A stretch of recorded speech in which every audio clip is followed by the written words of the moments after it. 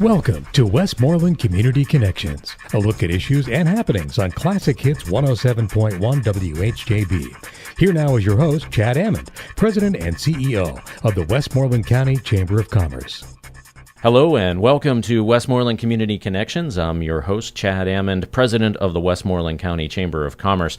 I am thrilled today to be having Mike Vale. He is a music legend from the Crystal Blue Band, formerly Tommy James and the Shondells.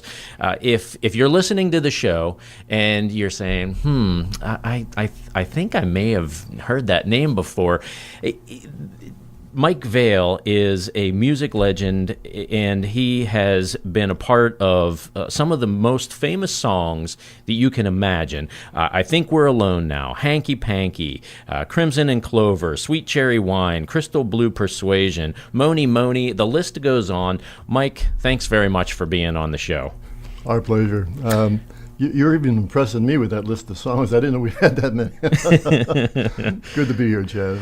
Well, from 66 through 71, you guys were a nationally renowned rock group, 19 consecutive chart singles, 9 gold records, 3 number 1 songs in the country, a group from 67 through 68 that, according to some magazines, you sold more records than more singles than the Beatles. Right. So talk about that. I mean, that's amazing. Well, we had a very exciting and fortunate career. The Beatles actually sold more music than we did, but they did theirs via album cuts and things like that, where our forte was mostly singles. But we started here in Greensburg, as a matter of fact. We were a St. Vincent College group, and we were called the Raconteurs back then. And we were very popular in our own right in the western Pennsylvania area. We used to play the clubs here in the colleges circuit around the Pittsburgh and western Pennsylvania.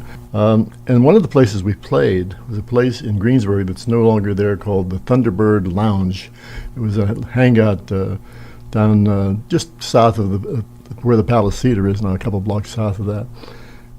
Down by Big Bean and Baguette. Yeah, that's it. Yeah. Right, you got it. And we were playing there one night, and in walks this young man with his manager, and he's listening to the group. And he goes over and tells Joe, the owner of the place, he said, hey, tell that fellow I want to talk to him. So I went down and sat with him, and he says, hey, my name is Tom Jackson. I'm from Michigan, and I've got this single that's starting to break here in the Pittsburgh area called Hanky Panky. And I need a group. He said, I need a group. We're called the Shondells, and you guys are very impressive. I wonder if you guys would consider becoming the Shondells. Well, as I said, we had our own careers going, and I didn't. We used to listen to Whammo and things like with the R&B stuff. So we didn't pay much attention to anything that was top 40. So I didn't really know Hanky Panky when he mentioned it to me. And I said, well, okay, I'll tell you what, I'll talk to the guys and see what they want to do, because, we do have our own thing going on. So the next morning, I'm on my way to my day job, driving down the road, listening to Clark Race on KDKA. Clark Race comes on and says, I'm going to play a song for you now that's breaking here in Pittsburgh, and mark my words, this song is going to become number 1 in the country. And he plays Hanky Panky. Well, I made a U-turn in the middle of a 4-lane highway. Yeah, right. I shot back to my house and called all the guys, and I said, hey, fellas, we've been waiting for this window of opportunity to open. I think we just have that opportunity. We need to say yes to this guy and go for the ride, see what happens. So we all quit our jobs and quit college and everything else and took off, thinking that, even if this is a one-hit wonder situation, right? We'll ride it out for a year or two and then come back and do what we were doing anyhow. Well, what was I have to ask, what was that day job?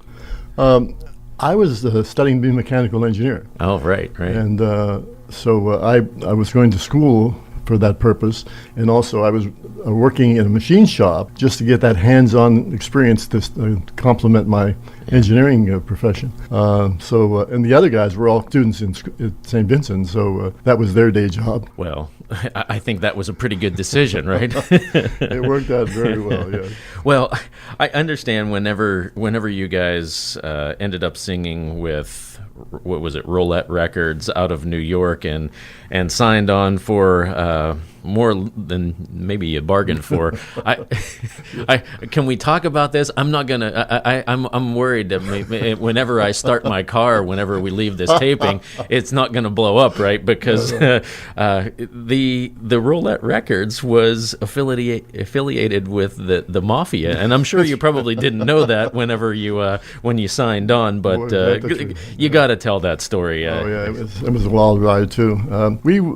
As I said before, the record originally broke in Pittsburgh, and it was on just a local label that nobody knew about. So when the people from New York, the record companies from New York, see something breaking, no matter where it is, they say, "Well, let's get a piece of that." So they were all after us to sign with one of the New York labels. We made a trip to New York and met with Capitol, met with Kama Sutra, met with Roulette, and a few other record companies, and they all wanted to sign us. So the next morning we get a call, and one by one, all of these record companies backed off and says, we thought about it. We're gonna have to pass on this. We're gonna have to pass. Well, it turns out that what we didn't know is that Roulette Records, as you said, run by the mob, the president was Morris Levy, and Morris had that gruff voice, one of those bad guys from New York. He called all of the other record companies and said, "You stay away from this group. This is my group."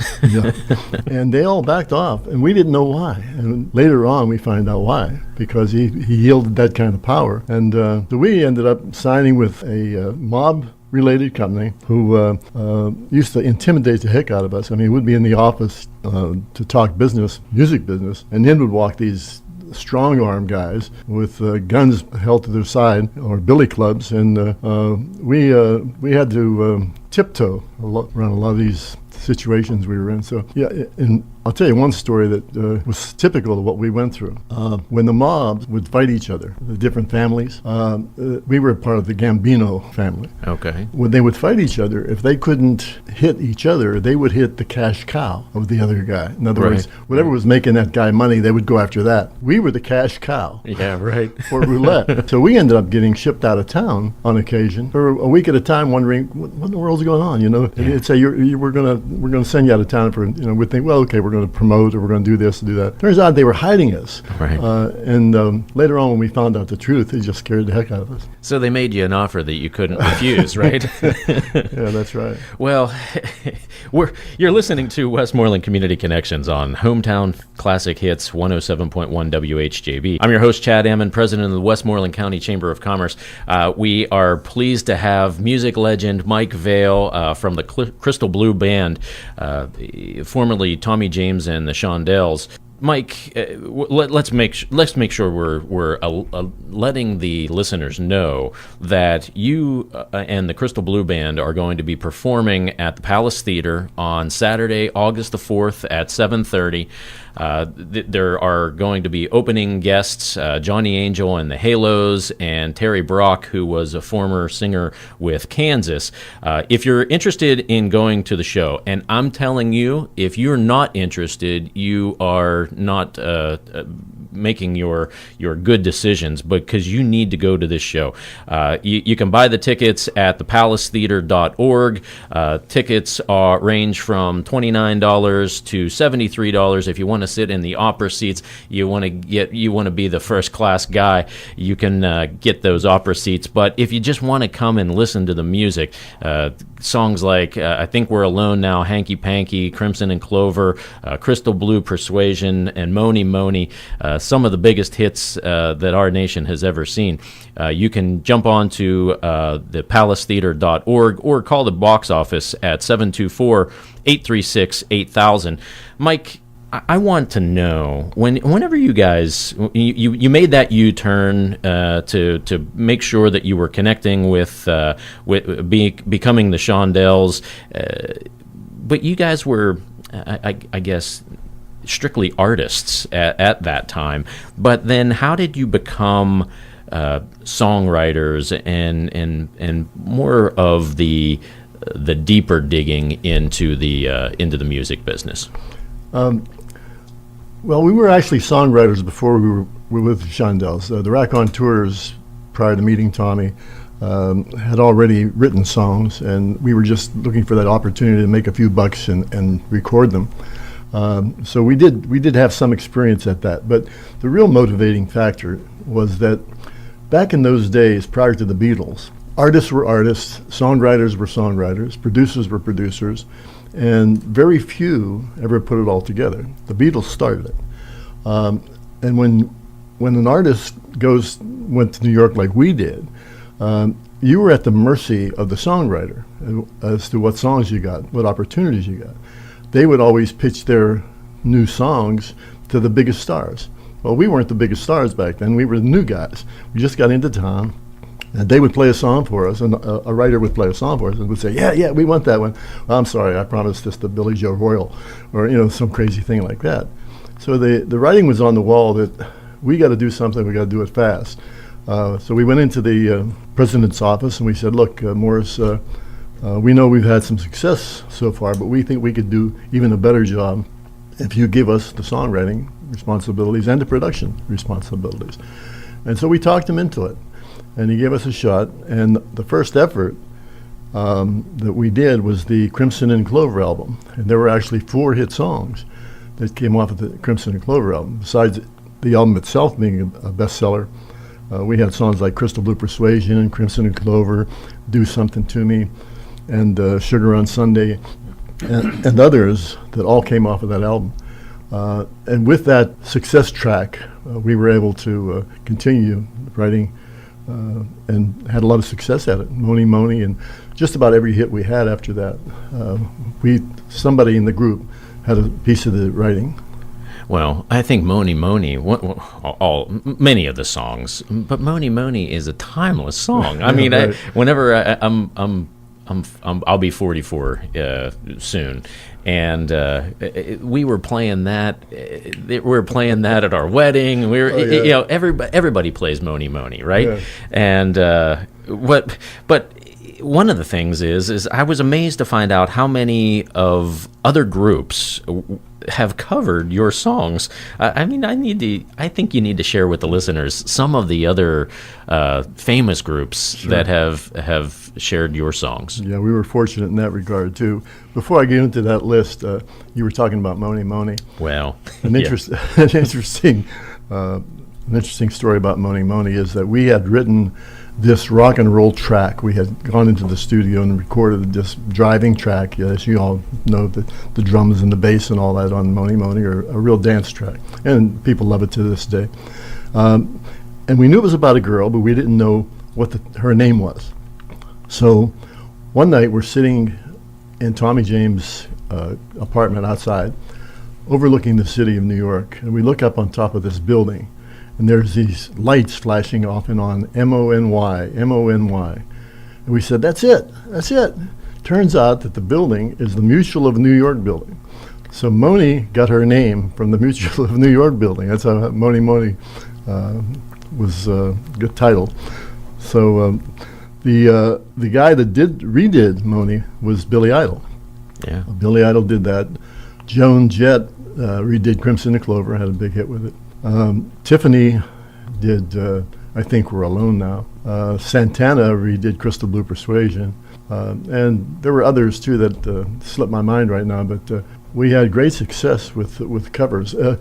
We hold a very unique distinction, and that is that 20 years after we had our first group of hits back in the 60s and early 70s, back in the early or late 80s, two of our songs were number 1 and number 2 in the country at the same time, recorded by other artists, Billy Idol and Joan Jett.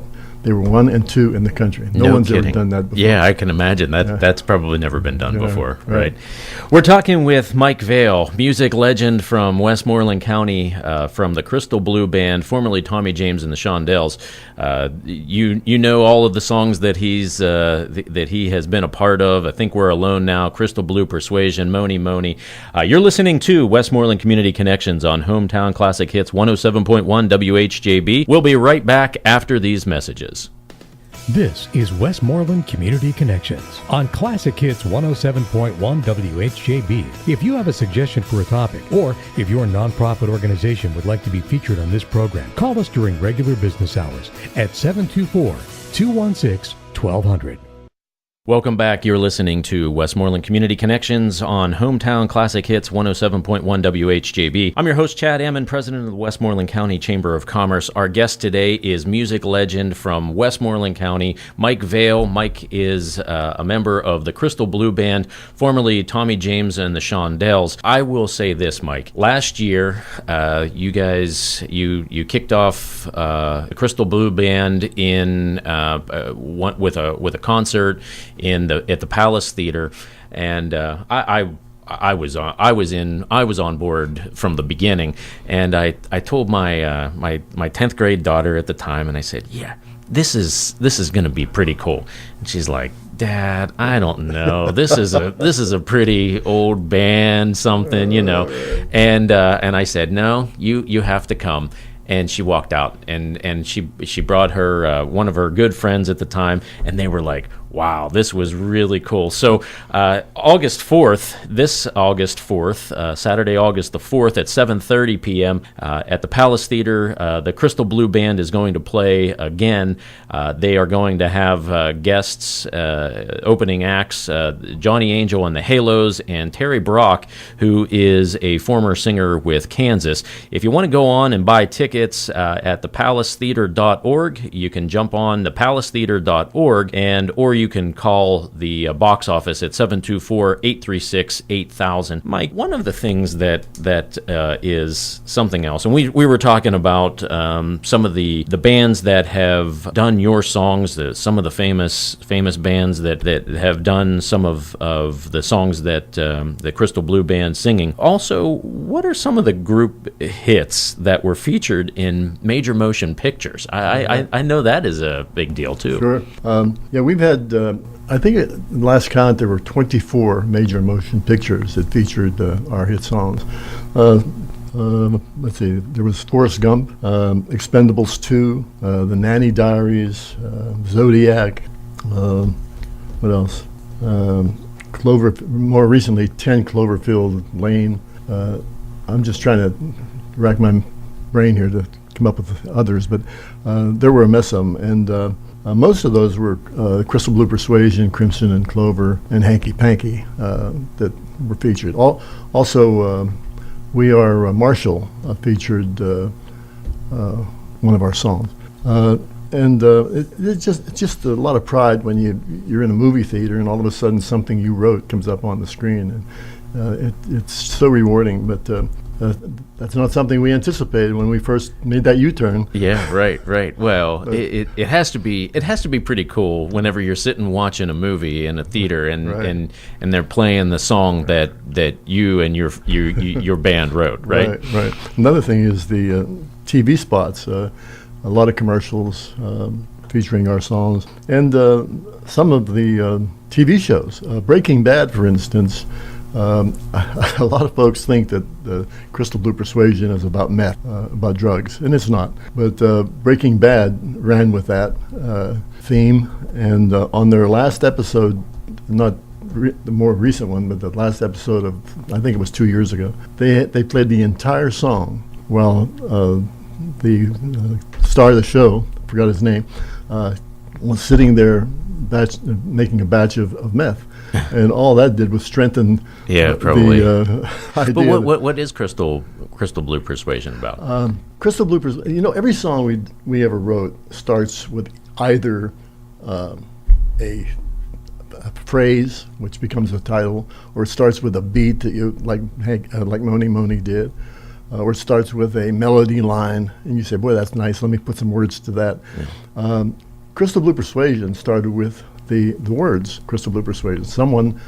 We were in Atlanta doing a concert, and one of the guys in our dressing room, who I have no idea who he was, we were talking about the peace movement of the day. And he said, he says, I really love what's going on around the world. He said, it's like a Crystal Blue Persuasion going around the world. This peace movement is just wonderful. And when he said those three words, I looked at Tommy James, and Tommy looked at me and winked. And we got home to our hotel that night, and we says, okay, now we got the title. What's the song going to sound like? Yeah, right. So that's how that started. And then we stayed with the theme of peace and love, and look over yonder, what do you see? A new day is coming, most definitely, that type of a thing. And that's how that was written. Well, you have so many amazing stories. One weird one that I heard, you have to tell this to the listeners. You guys had in 1967, you had booked a European tour to promote the Crimson and Clover. But you had to cancel it because you got drafted into a presidential race. You got to tell the listeners about that one, right? Yeah, right. Well, what occurred there was that we were working on the Crimson and Clover album, and it was just about complete. And in preparation for launching that album, our manager had put together a European tour, and we already had probably 8 or 10 concerts on the tour that were sewed up. But we got called into the record company president's office, and he says, fellas, in his voice, fellas, there's a change. You're not going to do the European tour. And we were just brokenhearted. And he says, because we got a call from the Democratic National Committee. They were looking for a liaison between Hubert Humphrey, who was running for president against Nixon at that time, and the youth of America, trying to draw that people, those type of people, into the campaign. So they said, we're looking for a group that will travel the country and whistle stop with Hubert Humphrey. Everywhere he goes, you'll be on the plane with him. You'll go travel to every city. You'll get off. You'll sing a couple songs, say a few words, and that'll be your job. So I personally, at the time, was really upset because I leaned a little more right than most of the group members, and I thought, do I really want to do this? Well, long story short is I fell in love with this guy. I mean, Humphrey was one of the finest people I've ever met in my life, and I'm so sorry he lost. But anyhow, so we end up traveling to every city. We'd have other people like Shelley Winters and the $6 Million Man, I forgot his name, but Douglas Fairbanks Jr. They'll always have someone else with us to make speeches and so forth. But what a opportunity, what an experience that was, what a learning experience. And the highlight of that whole thing ended up being that on election eve, we're in Minnesota, where Humphrey was from. We're sitting in his suite with Humphrey, watching the returns of the president's presidential election commit. And I'm pinching myself saying, now let's see, 2 years ago, I was a coal miner's son out of western Pennsylvania who just wanted to play the bars in Greensburg. And look at this. This is amazing. So the blessings just flowed for us in a lot of ways. And that was one of them. It's like being struck by lightning while you're being eaten by a shark, right? Well, you brought up the Greensburg area, and the original Shondells, yourself, Ron Rossman, and Eddie Gray, who recorded some of those 50 hits, or some of those hits 50 years ago, have remained in Westmoreland County as residents, or at least strong connections with business roots here. I got to ask, from my role with the chamber, those business roots, talk about them, please. Oh, yeah, that's another interesting story. Well, first of all, we'll start with Eddie Gray. Eddie Gray has remained a Westmoreland County resident through all these years, ever since we've had our hits. He's from the Scottdale area, and he started a business staying in the music world, where he built a recording studio, and he's operating that recording studio even today while we're still on the road. So he's had a real success story in this area. Ron Rossman was a Greensburg resident for a long time, and ended up head of transportation with the Walmart industry. So that's a unique transition also. And I took advantage of the mechanical engineering studies that I was doing back prior to going on the road with the Shondells to start a business. It's called Stellar Precision, and we manufacture nuclear and aerospace components for the government. We do a lot of missile parts and things like that. My kids run that now. They threw me out. Yeah, right. they saw the dead weight and they got rid of it. But they run it now. They've got about 100 people working in the Jeanette area and are doing very well. Our roots are deep with Westmoreland County, and it's cool for me to be across the mic from you, and to be talking with a music legend that whenever you walked into the office, when you walked out, I was like, man, this guy's one of he's had some of the impact that the Beatles have had, and so I give you that credit, and you're probably blushing right now, but you came off of a very rewarding 2017. You received the Pittsburgh Music Legends Award and were recognized by the county commissioners with a Lifetime Achievement Award. The group has gotten back together under the new name of the Crystal Blue Band. But let's talk about what the big news is, and I've mentioned it previously, but you guys are going to be performing on Saturday, the 4th of August. Let's talk about what you're going to be doing in August, and what is the mood going forward. Well, first of all, we're just so thrilled to be back in our hometown, playing music that we've taken around the world, and the excitement for all of us when something like this happens is tremendous. We're probably more excited than the fans are.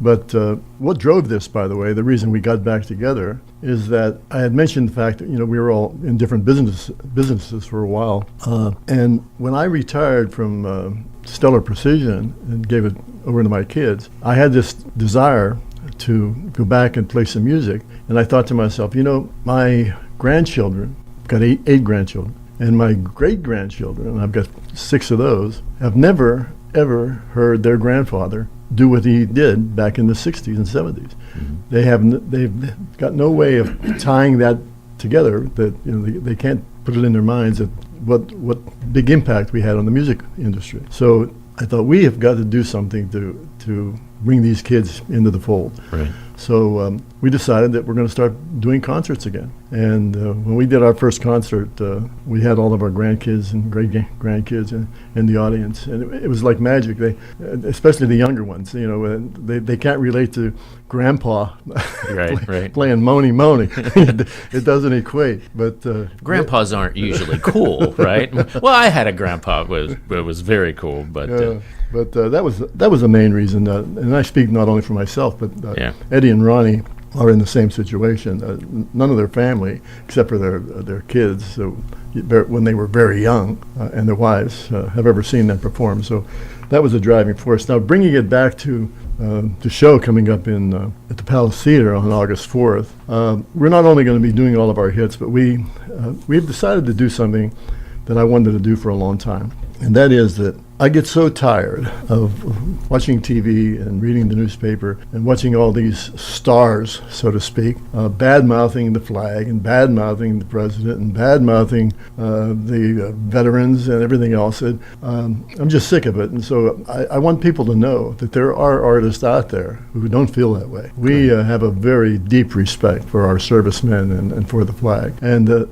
so our concert is going to be around the theme America the Beautiful. And we have asked the VFW and the American Legion to be a part of our show. So they're going to present the colors, and we'll be recognizing them for their service. And we'll also be doing a few patriotic songs like America the Beautiful and God Bless America and others that'll be mixed in with our hits. So that's one of the reasons I'm very excited about this upcoming show. It gives me a chance to say in music what I feel in my heart. Well, Mike, I think that's the best way to end this show. To find that a music legend from Westmoreland County is going to focus on not only the hits that you guys have done, but to respect and admire and to do respecting the vets and all of America that helped to make you successful over the course of your career. If you're listening and you want to get tickets to see the Crystal Blue Band on Saturday, August 4th at 7:30 at the Palace Theater in Greensburg, you jump on to the palacetheater.org or call the box office at 724-836-8000. If you just want to learn more about the band, jump on to the crystalblueband.com. That's the crystalblueband.com. Mike Vale, music legend from Westmoreland County and across the world. We appreciate you being on Westmoreland Community Connections. Anything else you want to say to wrap up for the listeners? Well, only what I've already mentioned about we've got the 4th of July coming up. I just pray that everybody has a safe and happy 4th, and we all should be thanking the vets who made this celebration possible. We love the country and we love them. So have a good one, guys.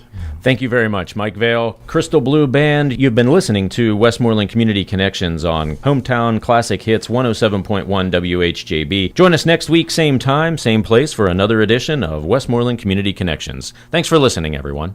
This has been Westmoreland Community Connections, a look at issues and happenings in and around Westmoreland County. Join us again next week on Classic Hits 107.1 WHJB.